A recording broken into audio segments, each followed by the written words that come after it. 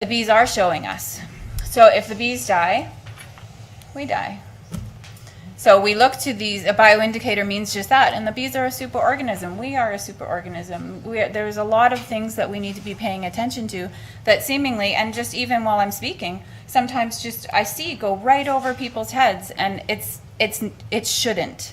You know, like, and especially when you travel along, as I have, this is my 4th year, like an activist, as an activist as well, and just someone who's very passionate about what I'm doing. And you get into situations where, and I'm sure you all know, that you get into situations that you don't understand why it is that way. You know, if everybody's no, it doesn't seem to make sense. Why is it that way? We don't want the bees to die. We don't want poverty to be happening, these sort of things. My organization's at the point where we're just starting to look at, okay, well, if this is the problem, then what is the solution? So if we could drop the price of local food, for example, if we could grow our own food, if we could not use pesticides, it all ties in. So each step that we're doing is very connected to a bigger picture.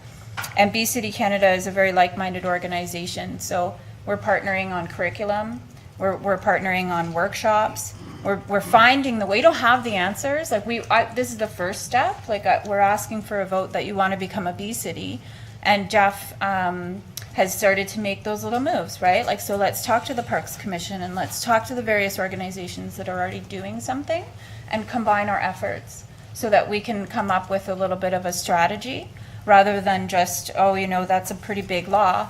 And in St. Catharines, Mayor Sendzik is, you know, asking some great questions too, right? Like, so what are the laws? Why are those laws there? Because sometimes it just hasn't been looked at, and it's just worthy of taking a look and saying, well, what if we made a declaration as a city? What if we made a declaration as a city to support the bees, right? That's that first step where we can send a ripple out into the community at large and say, you know, we're serious about this. We should be taking a look at the stuff that involves our ecosystem, and it involves a little bit of it requires a little bit of thought.